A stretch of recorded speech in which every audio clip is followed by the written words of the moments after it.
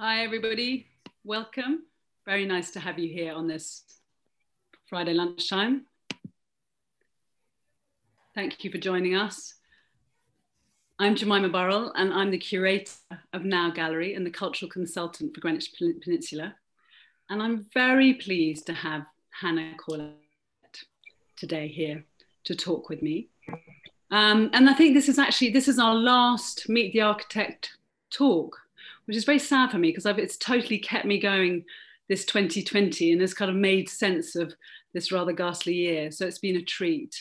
And what's exciting about Hannah is not only the two buildings that she's making for the design district, but it's also the fact that she actually created the master plan. And so I think we're going to focus on her buildings today because we've talked with her before about the master plan and also about her design process. But we will inevitably look at the other buildings too because they're pretty fantastic. I think the thing for me is that the design district will work for individuals making it their workplace. I had a lovely text from a friend today who is a director of a theatre company who visited the design district yesterday, and she's interested in having studio space and space to dance and space to rehearse. And her text just said, wow. And then it said, we must make this happen. So that's, really good endorsement that the design district is going to be an exciting place for people to come and be and work. So I thought it'll be really interesting to talk to Hannah about her buildings. And also I think that we're really aware of the energy of the place. That there's something about the way it's growing and building and all the buildings that are involved in the design district, that there's a serious energy. And we're just seeing the Sargas Kano food hall appearing before our eyes. And we really believe that it's going to be a place for sort of this workplace designed for creatives to be creative, which is at the heart of Greenwich Peninsula. So this is our 9th talk. I hope you've enjoyed some of them before, and we're really glad to have you here. We're actually going to be thinking about expanding the series and having a talk more about design maybe in the future, which we're looking forward to. So please do keep your eyes out for that. And we just hope to talk about design excellence and have conversations about why design works for people. So do subscribe to our Instagram. We'd love to have you again. And I'm sure you all know, I've got about 8 questions that I'm hoping to put to Hannah, and she's got some fantastic slides, so she's going to share her screen shortly. And we really want you to be involved. This is not just a conversation between me and Hannah, this is a conversation between you and all of us. So please do feel free to get on the chat and ask us some questions. Because quite often it feels as if you're all alone on the Zoom. And so we really like to have some feedback. So yes, please do get on that chat. Hannah, I'd be really grateful if you shared your screen. Certainly. I liked that you said that your images are top heavy. So we're just kind of going to run with them. But one thing I did have to say before we start is I don't know if anybody watches Have I Got News for You? Does anybody watch Have I Got News for You? Hands up. I do watch it. But I always find that when you have when the host is a woman and there are like 2 women panelists, the whole dynamic of the program changes. And actually there's a kind of, I watch it and I kind of reflect on the sort of the joy of seeing 2 women talking and kind of laughing and interacting. And so having talked to quite a lot of male architects, I have to say, during this series, it's a pleasure to talk to you about your work and just, have a chat with a fellow female. So thank you for coming. I think the first question was really just to sort of recap on what you talked about originally so that we can have an overview of the design district. Is that going to be possible? Yes, certainly. I mean, obviously, it's great that the previous talks are still available. I've certainly watched them all and enjoyed them all. And for those who've have seen the previous talk. I obviously don't want to be repetitive, but the sort of highlights are that HNNA worked with Allies and Morrison on the whole Peninsula Master Plan. And then as a component part of that, we sort of did some blue sky thinking and came up with the idea of having a heart to the district, which became known as the design district. And it was really something to bring the neighborhood together, so to avoid the sort of generic city, new build city phenomena that you see globally, where it's all brand dominated and the scale is huge and often a little bit inhumane. And this is because of its position between the park and the dome. It really is the heart of the district, and it's a wonderful opportunity, a sort of well in the centre of the peninsula. And we were asked specifically by the client to be both the master planner and the architect for that. And we actually specifically asked that we share what is actually a reasonably small plot between multiple architects in order to get sort of diversity and variety and character. And in the end, we split what sort of 4 quads into 4 different buildings, which gives us 16 buildings, and split that between 8 different architects, so they each get 2. And actually putting together the list, it was a very long list for the architects initially, and with the client, we sort of reduced that. I wanted to go back to the question of, was it quite hard to get some space? I mean, did you feel that there was a difference between you as architects, as master planners, and then you had to kind of put on a different hat and go, no, actually, we'd like to design a building and we want to kind of get into that mode? Do you, because obviously you do quite a lot of master planning anyway. Are they 2 different hats? Are they 2 different kind of skill sets? They are different skill sets, but then I think architects approach their buildings very differently.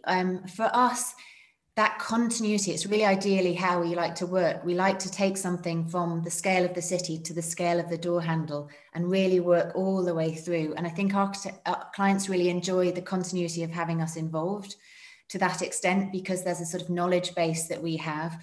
But I also think it really helps us be good urban designers by also being architects on the sites that we have designed at the master plan scale, because you're putting down rules, regulations, guidance. And if you don't follow them yourself, certainly in tandem with other architects like we're doing now, you don't actually really understand how they constrain or aid the people who are using them. So actually sitting both sides of the table and also seeing how 7 excellent different architects responded to the guidance that we'd given in the master plan is a really important learning curve as a practice to inform how we continue to master plan. So they're not the same skill set, certainly, but they are they feed each other as with regards to the knowledge base.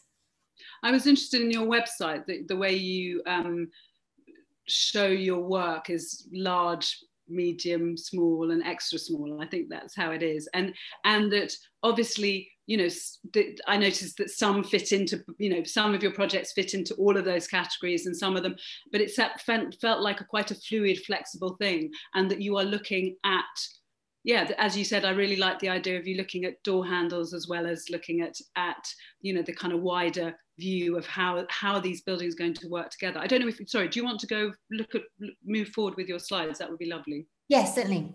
I mean, it's really to show, to start to show on buildings in the next slides. But obviously this image shows the mix of everybody. And within that, we set out pairs for the different architects to look at. Now those pairs were, they each operate in isolation. So the architect almost has like a sculptural remit to look at their buildings. They're not connected to others. So they have these many-sided elevations that they can enjoy, and the coordination isn't required. But by doing pairs, you set up relationships, sort of conversations between the same designer, but across the site. And I think a lot of architects have chosen to deal with those in different ways. 00 have done quite familiar buildings that do different things. 6As are more sort of twins in that they're very similar building, but they actually have a different color palette to them. And ours are, I'd say, much more distant cousins. So if you look at where ours are positioned on the site, one which is at the top, that we sort of fondly call the jelly mold, is actually positioned facing onto the square, and that's tucked between other buildings, and is in quite a constrained site. And then the other building, which is actually on the southern face, so it has a lot of sun exposure, also has amazing views of the park. So for us, it wasn't ideal to do them as the same building, because they've got very different needs in terms of how they're sited. So yeah, we refer to them as distant cousins. And in terms of how they are actually related to sort of a thematic, they both consider undulations, and they consider undulations because of the opportunity that's arrived at in the sort of should we say, the scope that we gave the architects. And normally you have to maximize floor plans by extruding out the sort of plot that you're given. And we gave everybody a little bit of slack. It was really nice to hear Tom Emerson in his talk talking about the fact that the leeway and the tolerances that we gave within the master plan allowed him to do his amazing top floors, which are unfeasible in the world of sort of hardcore development. But within the flexibility that we had, we actually used that to look at the undulations of the skin and the flexibility of the skin. And so they both look at that. They very much work with light, which I'll go on to talk about later. And they have a sort of a way of capturing light and filtering it, and also capturing the characters of the people who occupy it. Movement. But also in terms of the actual the space around them, because obviously you've got grass schultz doing the outside, you know, the space, but also that actually there is this when you're on site, you realize that the buildings buffer up against each other, so you really have to be aware of what your neighbor is doing, and yet you don't know what your neighbor is doing. So yeah, I wondered how that outside space worked for you as well. Yeah, I think there's a beauty to that. Now, obviously, it wouldn't necessarily work with sort of privacy and housing, but we really enjoyed places like Soho and the sort of Seven Dials, where you have really close connections, and there's definitely a hierarchy of spaces that were set up such that the differences between them, the sort of narrowness of the roads, open out and they burst out onto collective courtyards that are used, that have a more of an organic geometries that are used by the people who operate in that quad, or the main square, which has a more formal geometry, which is open and used for public events. Now, the hierarchy of streets that go down to a very narrow 3 meters, which, with scaffolding now on, even, you can't get through them because they're so tight. So the scaffolding being removed is going to be wonderful. But there is a tightness to that. And therefore, us playing with the facades almost has a game, both with the outside space and with the neighbouring building. So it's quite important to us to explore that in a way that we wanted to with it, because we'd set down these parameters that meant that we could. So this is the first of our buildings, which faces the square. It has, these sort of pockets of undulation in plan, understanding that the users are likely to potentially rent by the desk or very small spaces, and therefore having a sense of belonging within a space was really important, which you don't necessarily get in a sort of clear open plan space. So it sort of has these pocket edges that also have interestingly different views and relationships with the outside. And then also the undulations read on the outside, which gives you a way of movement and capturing the dynamics of light, which we really enjoy in our work. And the other building is a sort of much more box within a box.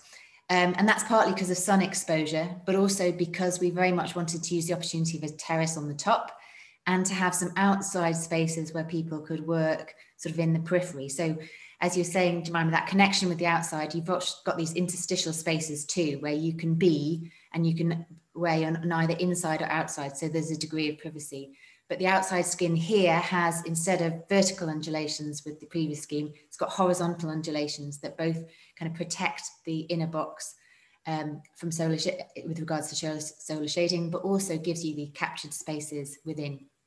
And both change really definitively with light, but also with, when they're lit from within, they get this really nice ephemeral feeling. So light's a very important part of the scheme. So here you see the box within the box facing the south, but also having that depth to the facade meant that we could have huge, big open windows that allowed us to look out onto the beautiful park, which is key for us in this building. It's interesting. I thought that the 00s take on that in terms of having its corridors on the outside of the building. I just wanted to know what you thought of that, actually.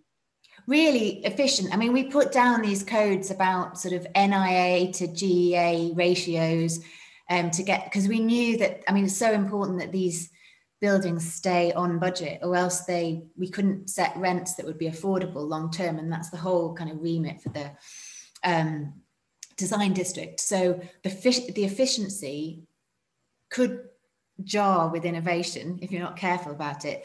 But I think the thing with 00s is that they actually made the innovation the efficiency. And I think that's super clever. But it also means that access to, and the way that you break up the space becomes much more flexible, because you're not all coming off a single core. It's really clever. Yeah, no, I thought it was brilliant. But I think that, again, everybody has solved different problems in different ways. And I think you could analyse, you know, how each architect has dealt with particular things. It'd be quite interesting to see kind of, you know, what came out of that kind of analysis of how they've actually very differently looked at workspace and made it work. And yeah, we can't wait to see it actually being used. I think it's really nice to see someone in a space in this question. I'm assuming that this one, because we were going to discuss, that we often during the talks talked about 3 things, and I'm hoping that you're going to kind of look at those now and in your work, because I think they seem to be very important. And one of them is light and just the relationship between interiors and exteriors. And if you're designing, looking at the inside, how does that reflect on what a building looks like from the outside? And also just, what, I can't remember which architect it was with, but it was the idea of does the exterior of your building, your wrap, does it actually disguise the building or does it reveal? And I'd love you to kind of talk through that. Yeah, and I think it's been really lovely to go at the end and, you know, see the culmination of everyone talking about their work. And you're right, there are interestingly common themes that have come out of what were deliberately chosen to be very different architects. And yeah, I think that texture and light and this relationship of inside and out is something that's common to a lot of architects, but it's definitely something that is within all of the HNNA work, because I mean, we're sort of a little bit obsessed with the nature of materials and the relationships of and sort of poetics of space, but also how things are fabricated. And they have this kind of the material quality, but that material quality and the dynamics of it really come in relationship to materials that are inside and outside, and the way that light integrates those two. So they are really key elements to our work. And this was a slide. It was interesting to do this talk and put it together, because some of the slides, like the one I'm showing now, are the ones that we showed on sort of day one of talking to the client about our buildings, and they're as valid as they were then. But yeah, with the idea of the building, the last building I just showed that has these huge expansive views across the park, it was really about feeling like you can stand in the building but also stand in the park. And so these deep, long, I mean, they're ridiculously large pieces of glass. They're sort of 4.8 by 2.4 meter single panes of glass, but that feeling of being both inside and outside, even though the sun needs to protect you, is really important. And we also did a sort of double window where you're split, and you're split in relationship to either looking down because you're slightly elevated, or in the second view, you're actually sort of looking up because you're slightly below. And it's the idea of sort of framing views is really important to us. We sort of took a slightly different approach for the embedded building, because for that, we actually looked at the idea of embedded outside space within the top floor in the form of these courtyards. So they sit. So you're saying it's an embedded outside space. So that's that you have working space and then you have the outside becomes something that is like this second image, you see the little sort of like captured space there, that's actually outside space, and there's two of those on the top floor. So as well as bringing in a lot of light, they also give you the opportunity to sort of work indoors and outside, which is really important to a lot of artists. In the same way as the space on the outside of the building that looks out onto the park has this captured space that you can occupy in the skin, this building, which is more embedded in the plan, has it within the sort of heart of the top floor. And as you can see from this, space, it's an opportunistic little sort of event space, if you will, that I think works in lots of ways. And you can see the way it sort of works with the roof. It actually, it does lots of functional jobs with regards to framing the roof and waterproofing the roof. But it also is very much about sort of blurring the indoor-outdoor boundaries and bringing in saturated light, which we really enjoy doing. And I mean, it's similar to a lot of both our urban design work and our the work that we do architecturally is about sort of shaping the void, and that is about the sort of outside space can be inside and inside space can be outside, and sort of blurring those boundaries. And that has a really nice quality in terms of the light, but also the different layered spaces that you get. We also did. I just wanted to, because it's such the light. If you haven't been to Greenwich Peninsula, you need to go, because the light is fantastic. And I'm trying to think, for you, it's the fact that you have, when you've got the park, and that's where the sunlight comes up. So you have east-facing light in your building nearest the park, and then the sort of lovely sweep that goes over, and you have west-facing light as well, I imagine, from your second building. And the whole idea of the sky, you have big skies in Greenwich Peninsula because you're kind of not surrounded by buildings. I mean, obviously there are some larger residential buildings, but the design district has this amazing scale where it really is making the most of the skyscape, I really feel. Yeah, I think it does that really well. And we tried to kind of keep that going in terms of the master plan, making sure that there were some big quality spaces sort of embedded within it. But being sat within the sort of peninsula square that's offset from the dome and the park on both sides, it really is a sort of opportunistic kind of space in order to, as you say, enjoy big skies, big space, and the quality of light is fantastic. But also when the remainder of the master plan goes up, which are quite tall buildings, that what we've called the fifth elevation, which is the roof, is really important. And that's why we worked quite hard to ensure that architects weren't putting too much plant up there. We've got the large roof terrace on our park building, and we've got these two embedded squares, which I think will be wonderful to sort of peek into from your flat adjacent to the design district, and sort of see that there's life going on the roofscape too. So it really is, the sort of the aspect of it is really important. Yeah. This is another way in which we tried to bring in light by doing the undulations and relate the inside and the outside, a little bit like the old school attitude of bay windows, where you have a sort of pocket of space where you can see in multiple directions, but it also brings in light. The actual undulations of the skin for us do that, and they're working really well. Even though it's quite a dark interior because it's not finished yet, it's already giving us very interesting views and different qualities of light on the interior. This is coming on, I suppose, to your thing about us being, reasonably obsessed with texture, and that relates to light too. I mean, I get far more inspiration, I think, from fashion than I do from architecture, I'm afraid to say. I mean, I love sort of textiles, the quality of textiles, the dynamics of it, the way that structure and skin work together. And that's something that's very true for both of our buildings. And either with the sort of ripple effect and the way that light is captured on the skin, or again, this is a very early scheme presentation we had to the client for our building by the park. And it was about us wanting to talk about the occupants and the characters and the personalities in the buildings. And we almost want to sort of drape them with a soft skin of the building. So this sort of screening, you're saying about the screening effect, it's almost, we want it to be quite ephemeral, because obviously there's a degree of protection required of architecture, but we don't want it to mask who's going to be in the building. And also, I mean, love sometimes scaffolding more than I love architecture. And the quality of the sort of scaffolding, the way, particularly at night, the way it glows was lovely. And so we wanted to have this sort of slightly ephemeral feeling on what could be quite a dominant building on the corner of the park. I mean, it's quite a prominent position.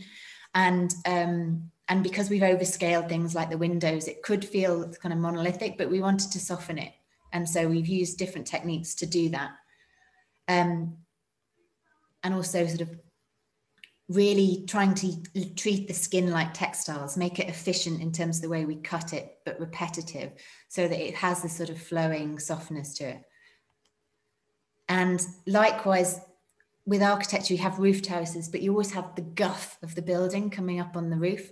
So you have lift overruns, and you have, you know, plant buildings for your AC and all that sort of stuff. And because it's going to be looked on by so many people in their flats, we wanted it to be a thing of beauty. So we looked at making the elements that are on the roof too sculptural. And we looked at, again, trying to look into our love of materials. We looked at this thing called concrete canvas, which is actually used for emergency shelters and for sort of reinforcing. But it's just this like beautiful sort of wet, it's sort of dry material that once wet, you can kind of sculpt it, and it's fire resistant, it's reasonably inexpensive, it's very flexible. And so we've sort of got this fabric coating on the elements that are on the roofscape, again, to give it this kind of playful softening. The screen itself, we sort of looking at deformations to kind of animate as well as capturing the light. And in the concrete paneling, which was sort of touched on in the previous sort of master planning talk, again, looking at trying to take in the idea of defects to give character, so that even though we've got 16 new buildings, they don't read as being sort of, you know, landed from space. They have their own inherent character, and with time, obviously, will patternate. Which I loved about Adam Kahn talking about his concrete, the fact that he's, you know, obsessed with the idea of seeing the shuttering. I think that, you know, it just sort of gives a conversation, and it means that, you know, they've got to last for some time, and you need to make sure that they still have a kind of character. Yeah. And that, you know, and they still look good. I've got to just make you aware, my internet, of course, for the last and most important one, is not stable. So if you turn around and I'm not asking a question, it's not because I'm not interested, it's just because my effing internet is cutting out. But I think don't worry.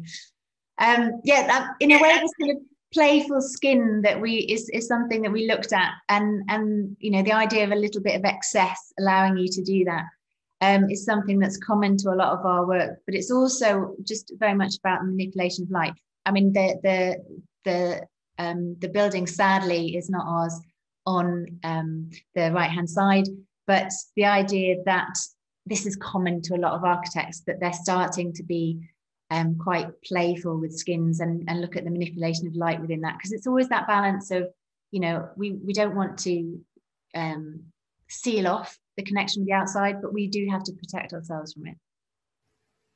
And that skin, I don't know if you've seen the museum in Marseille that has the most wonderful skin that it makes you, and also I think I said this in another talk, but the idea of Corbusier designing La Tourette, so that the windows are all designed not in one big plate glass, but that you end up, it's cut into bits so that you get different views through different spaces. If you have one plain thing, then you're just looking at it like that. But if it's cut up, in the same with the museum in Marseille, you get little views through to the Mediterranean, and it kind of somehow intensifies the pleasure of that space. Yeah, I mean, I think as an artist and sort of curator, I think the importance of curation within architecture, whether that be a view or an occupant or even, you know, a transition space and a doorway, it actually is the opportunity to make a moment. And if you get rid of everything, which a lot of minimalist architecture sort of tries to do, then you can't sort of curate the content. And I really like the opportunities of, you know, leaving things free for some people to do their own curation, and then doing a little bit of my own sort of, shall we say, manipulation as an architect, where you want a moment or a focus. This is a, you know, as you're talking about Adam Khan and the formwork, this is a building that is actually just a simple house in many respects. I'm pleased to say it's been shortlisted for the International House of the Year. So fingers crossed, we should find out about that soon. It's in Australia, but this is, again, looking at the process. So there's a lot of texture in the building just from simple bricklaying, where we've put in too much mortar and sort of squashed that mortar that would normally be sliced off and wasted by the bricklayer or potentially reused. And we've kept it there in order to look at the idea of the process, but also get the idea of this texture. You can see the sun tracking around the walls in a very different way.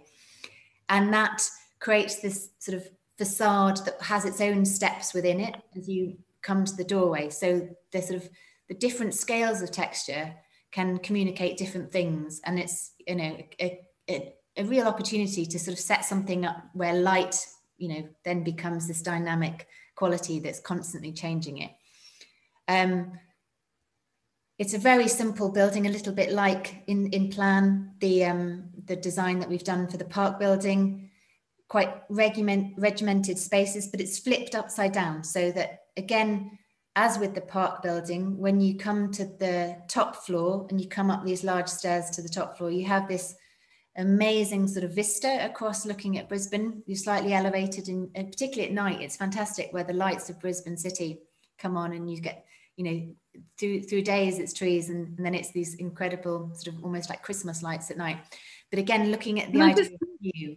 Can we just, I wanted to go back to the front door and how you've created, because obviously it's about the scale of the front door. And I think this is something that you're really good at, is kind of playing with scale. And you've got that small front door, and then it's sort of got a sort of fake, I don't know what it's called in architectural terms, sort of door that increases in size so that it works within that space. Because if it was just by itself, it would kind of look lost.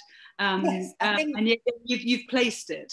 Yeah, and with a sort of subtle announcement, you know, in a way, and it's just the brickwork staggered back. But that thing of sort of scale and proportion, and the way that doorway works with the steps in front of it, is all about the sort of sequence and the sort of ceremony of entering, in a way. And as you say, you know, it's an opportunity as an architect that you can have a moment, so that when you go inside, if you do a sort of slightly simpler setup, where the occupant of the house can put on their character. There are some elements that are sort of orchestrated in terms of having, should we say, more architectural intention and decoration added, and then other areas are left reasonably plain. A little bit like when you go on, we've done the same effect for the fireplace. We've just done this sort of little simple fireplace that, you know, speaks of the fireplace in the same way as we had of the doorway. And you just have these moments where a focus, and then a lot of the remainder of the interior, as you can see, is a very simple palette of materials, and will be filled with the colour and the texture of the family who live there. That view is something else, isn't it? I mean, I just think, yeah, we all want to live here. I think that idea of having the insanity of having living rooms on the downstairs, I've never understood it. You know, you want to have the light is up, my workroom is above me, and the light is fantastic, north facing, and yeah, the light is just not the same in the downstairs at all. And the topography of this building is that it's actually already on a hill, slight hill. So by the time you get to the top floor, you're cleared and you're looking over the roofscapes of neighbouring buildings, which is, you know, absolutely where you want to live and breathe.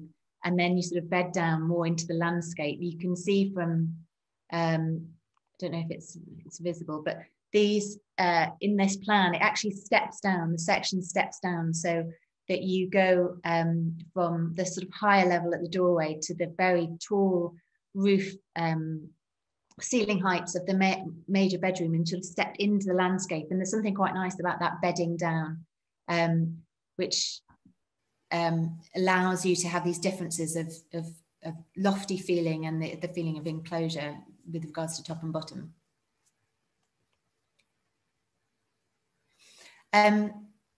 we talked about colour, didn't we, earlier, Yes, thank you.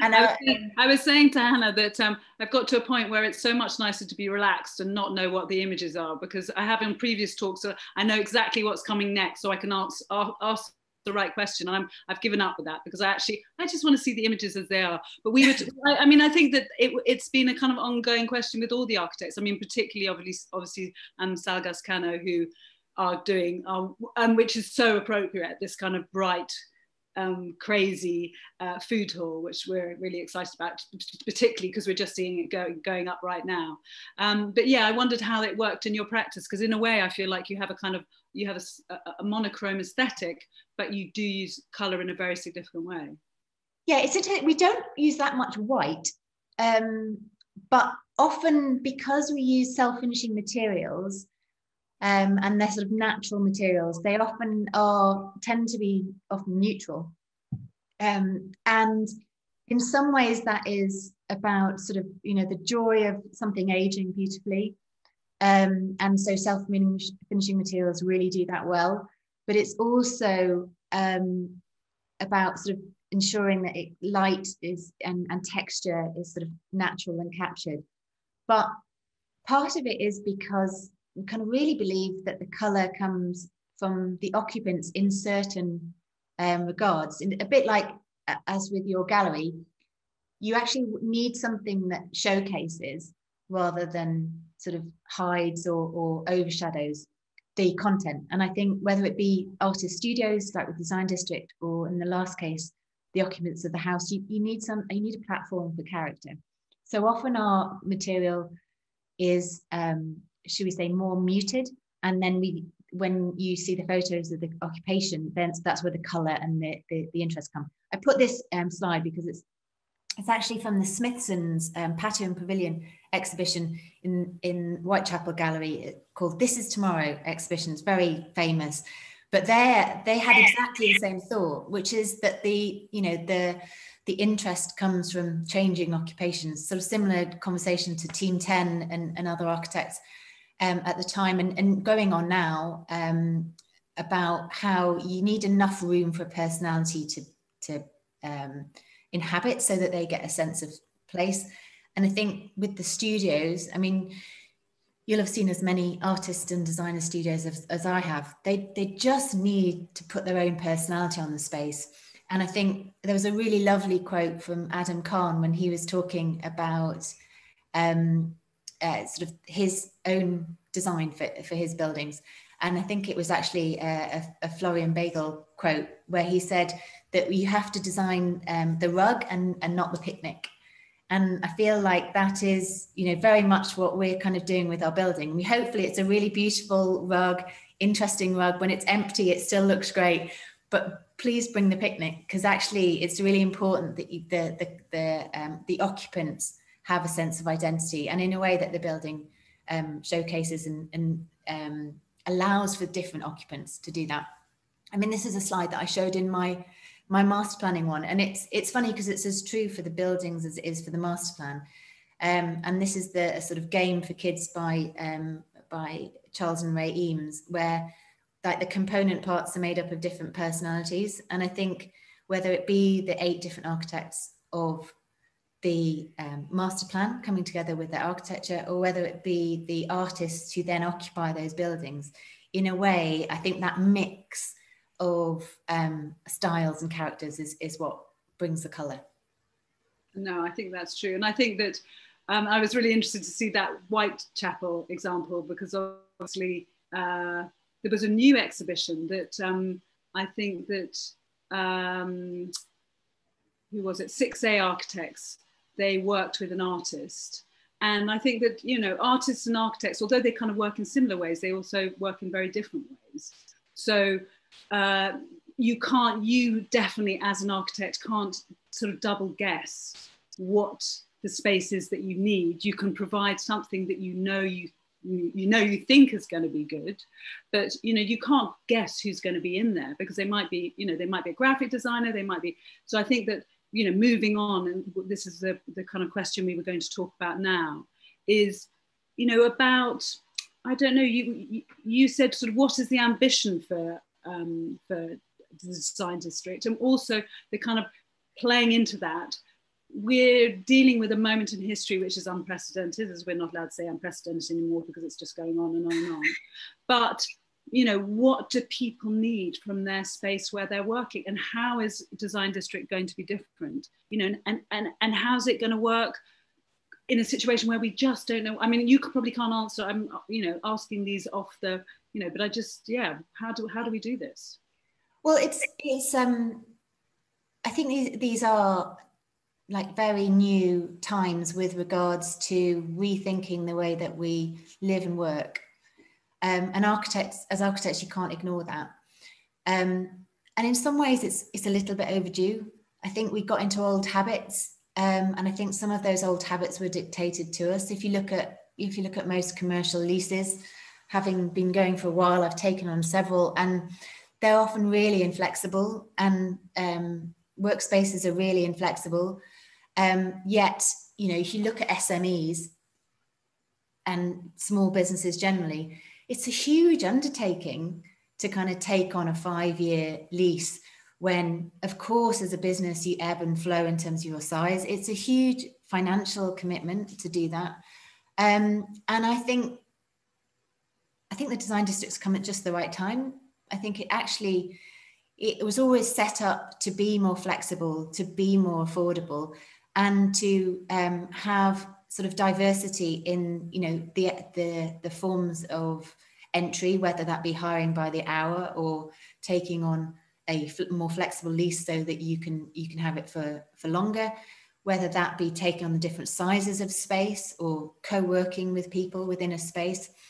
That's more the way we're working now, and it's certainly more the way that we're going to be working post-COVID, assuming there is a post-COVID, and it's certainly going to be the way we're working for the next period of time in terms of, you know, social distancing and the need that sometimes when it's possible, you want to work at home anyway. Before COVID, I wanted to work at home quite a lot anyway, but often I couldn't. So in a way, it's feeding almost a natural progression of the changes that were happening.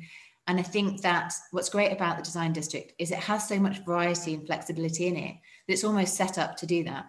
I think also the spaces, the outside spaces too, are very co-optable. And we're looking at a different relationship that we have with outside space now. In a way, well, you know what? On that note, I thought we might get Alex. Alex is, I've forgotten what your title is, Alex, but maybe you can introduce yourself. Hello, can you see me? Yeah, we can. Do you want to say who you are? I'm Alex, and I'm the commercial face of the design district. So if people, I'm trying to find interesting people to take residence here. That's what I thought it was, but I'm glad from the horse's mouth it's better. So Alex is going to show us a little bit of the real thing happening before our eyes. And Hannah, do you want to just talk a little bit about what you can see? Yes, I mean, interestingly, it's great actually. It's often quite rare that the client offices and where Alex is now, called the Hub, which is the amazing Marks Barfield building, which actually forms the mouth of the district, is right next to the site. So every time we've had meetings with the client on the 9th floor of the Fowle building, you get this incredible overview, and you can see that now, which is, you know, the idea that these buildings, I mean, 2 of them haven't started construction because they're over the Silvertown Tunnel, which includes one of ours and one of Adam Khan's, which face onto the park. But the other 14 buildings you can see here in various different states, some with their beautiful sort of slim structure by Whitby Wood, as these kind of skeletons, and others that are really coming together and almost complete. I think the one that we've got there, it's quite small for me, so apologies zooming in, but it looks like we've got a view there of Architecture 00's building, which has the baseball court on the top, and we can see a little bit of the market by Selgascano coming up. And I think you mentioned this before, super exciting to see that come, because and actually when the Marks Barfield building has these 2 sort of ovular shaped structures with a roof that joins them, which does kind of create a mouth. And then you almost look from that mouth into the mouth of the Selgascano market. So it's a really nice entry when you come from the Dome or from the Tube. And then we're looking across here to, yeah, that's the sort of market view. And then the slanted building that allows sunlight to sort of drench the market there is one of the two 6A buildings with their incredible top floor spaces that sort of triangulated up to a sort of pinnacle at the top there. And then just forward of there, I think we see it's the Viega building, which it's interesting because it's so shiny, that view, where it's actually reflecting the hub back on it. But it's again this is one, I think, if Alex, you can slightly scoot back to over the market. I think what's great about the Viega buildings is that they have these eyes, and they're really well positioned eyes, these huge big windows. And so you can see the eye of the other building that looks out over the top corner of the market. You know what? Can I suggest we just unshare this oh, image? Yes. So that, yeah, that of course. I sort of suggested that. Sorry, everybody. So you can see it better. I was like, I can't see anything, even though I've got my glasses on. I haven't got a clue. So it'd be lovely to see it a little bit bigger. And also to say, anybody got any questions? Because we've got another 10 minutes and we'd love to hear from you. So if you have any questions for Hannah, drop them in the box now and we can ask her. But otherwise, yes, and it's also gone up so quickly. I don't think it's always that crazy thing that you can never believe with any building site, that there was nothing here. What, 18 months ago? Mm-hmm. Yeah, I mean, obviously it's had a pause for summer, but it's really now, I think, with the market coming together and the cladding going on and some of the scaffolding is going to start to come down soon, there's a real sense of it taking shape, both in terms of the buildings themselves, but also in terms of the surrounding public realm. You can really start to get the sort of happenstance, meeting spaces and the views through that we planned. So it's really exciting. It's really exciting. Thank you, Alex. Is it a bit cold out there as well? Yeah, it's a little bit shivery, so I thought I'd go back in. Yeah, no, well, we're very glad that you could show us. That's very exciting. We do also have this one here, which is possibly that's great. Quite interesting as well. Yeah, no, that's fantastic. It is, and also it's very hard to imagine, even from the models, to be honest, the relationship between the buildings. And it is like, as you said, it's like a souk, or it's like the buildings have a kind of intimacy. And yeah, they kind of knock against each other in a really kind of interesting way, so that I think it's always, you're putting all these buildings together in a place and you've no idea how it's going to work, and already we can see that they have a good conversation. Well, it's actually, it's one of the lovely quotes from listening to David Conn's presentation. He said that the buildings are talking to each other, but through the master plan, which, nice. The master planner's point of view, I thought it took that as a huge compliment. But they really do have this sort of, it's almost like a yin and yang conversation between different facades and different spaces. It's really nice. And I'm just sort of looking at the questions. I don't know if Alex, do you want to, or I'm happy to do the questions as I'm here. There was just a sort of, it was actually not a question, but more of a comment. I had the pleasure of having a sneak peek at the top of the buildings, and the internal courtyards are delightful. Do you feel like you can talk a little bit about the internal courtyards? Because again, it's going back to the sort of souk, or it's going back to the idea of Covent Garden, that how do you make out of nothing, how do you make a kind of atmosphere? Well, for us, it's like a sort of hierarchy. So we've got obviously the main square, which I think I mentioned in the master planning talk, is actually set up on the same dimensions as the Royal Academy Square, which I think is a really successful art square, but also the buildings are a similar scale surrounding it. And that's quite formal square, and is very much at the heart of the district, so that you sort of pass through it, and it's a locator in many respects. And then each of the different quads has its own kind of informal courtyard, which has sort of an informal geometry, and the relationship of that was a little bit more likely to be used by the artists and the creatives in the buildings as quite a functional space. So taking away the formality encourages people to use it for more informal functions.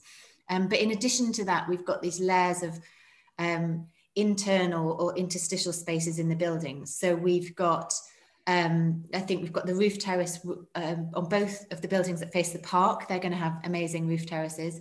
For this ones that are on the building that we're doing, it's actually got an external staircase.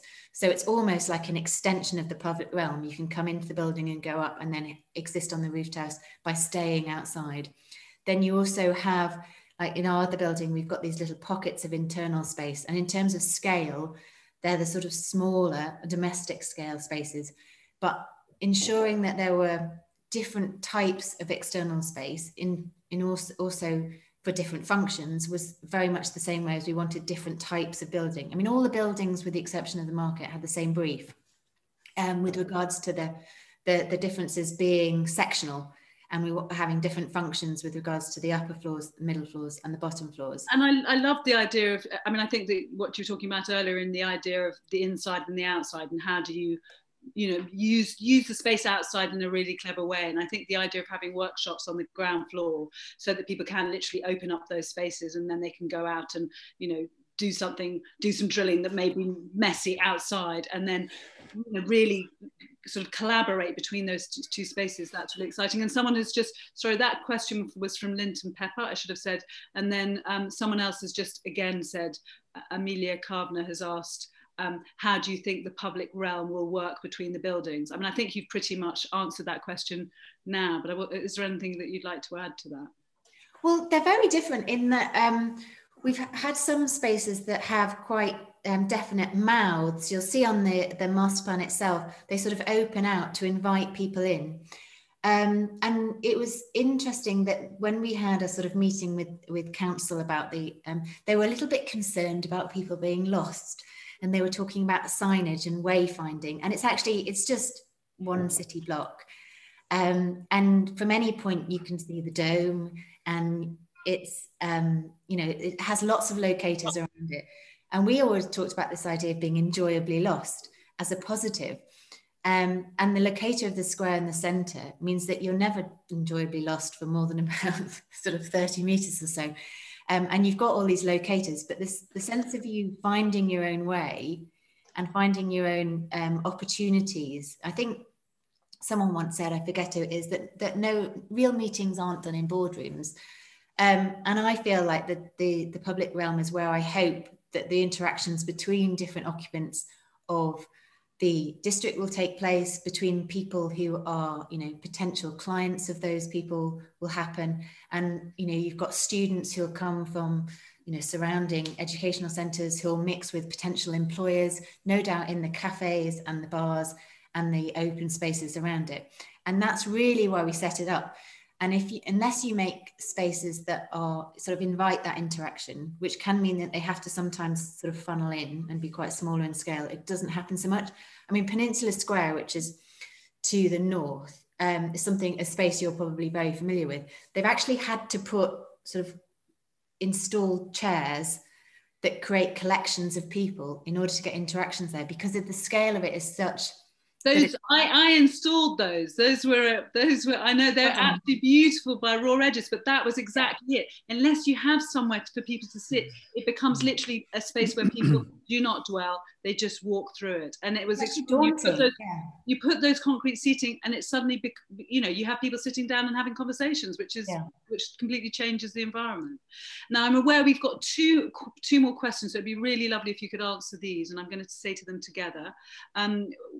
William Knight asks, excellent to hear from you at the end of this series. I have a question around legacy. What do you think this unique exercise will lend future developments? And I'm going to tell you the other one as well, because we are running out of time. The other one was, can you quickly also talk a little bit about Highline Park Camden Project? So if you want to just begin and talk about, what are we going to teach future projects, Hannah, with this fantastic thing? I really hope, I mean, the ambition for me for the Design District is that it's a place to encourage innovation, not just in the form of creating a platform for artists to be creative, but I hope it raises issues about urban design.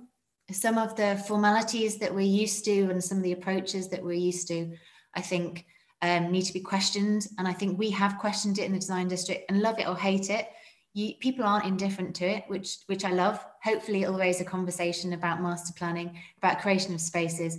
I really wanted to talk about the scale.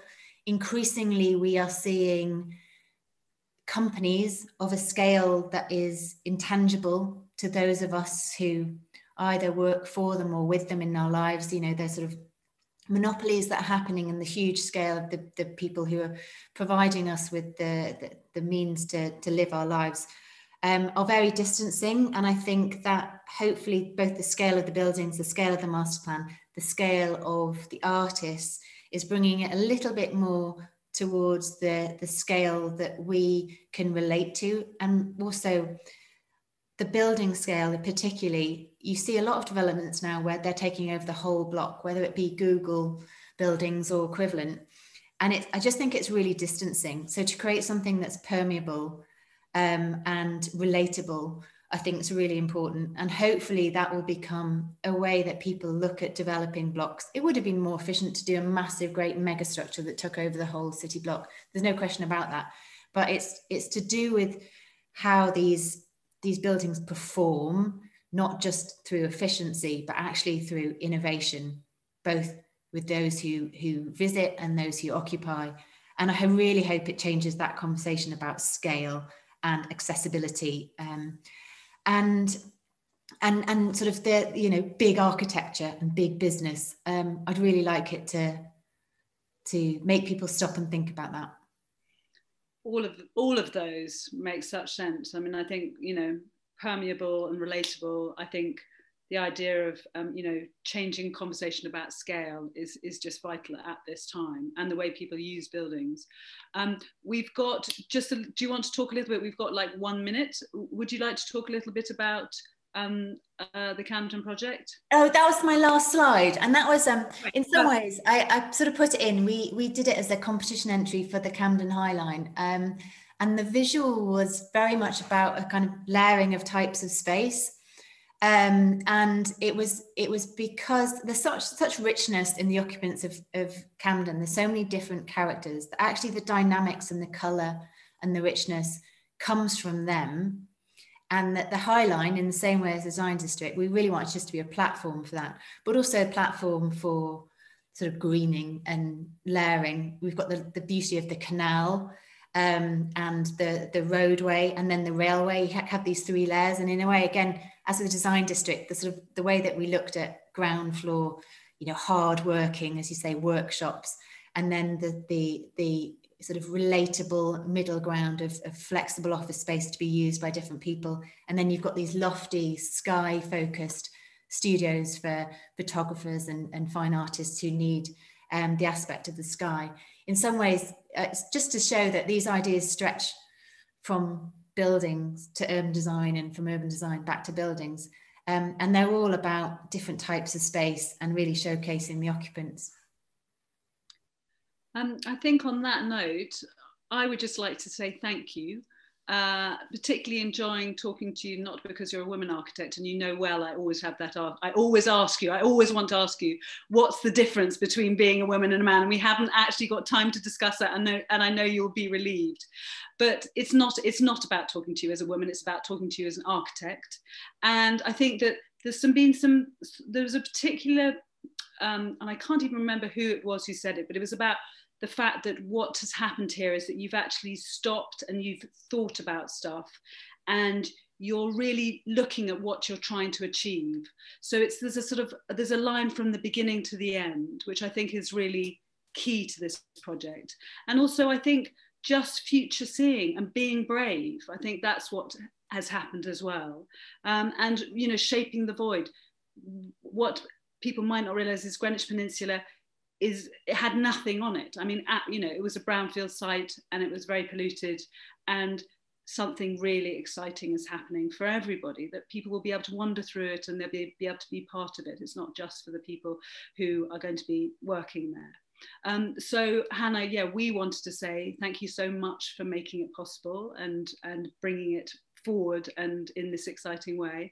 I want to say, Alex, thank you very much for the excellent little tour of it. Thank you very much, design District team for making these talks possible. We're going to do more, and Hannah, we hope to get you back with Matt Dearlove, who's head of architecture, and talk about the launch, you know, in the spring. That's what we aim for. I mean, there's so many people. It's been great to hear from all the architects, but there's so many other, you know, incredibly important people like Matt, like Whitby Wood, the structural engineers, and Skelly and Cooch, the services engineers, Atelier, the QSs, who've done the overview of, in a way, a little bit like my role as the master plan. They've overviewed all the 8 architects, and all the team, the fantastic team at Night Dragon, who've just absolutely, you know, kind of grabbed this thing with such enthusiasm, and they're bringing it forward and making it real. I think, you know, there's so many more people I'd be excited to hear from. So I hope we do re-engage in a new set of talks. We definitely will. Thank you everybody for coming and giving up your Friday lunchtime. We couldn't do it if you weren't coming to them. So we're very, very pleased to have you, and have a very good weekend. And we look forward to seeing you when our new talks happen. I think we're going to start in 2 weeks' time, so look out for them.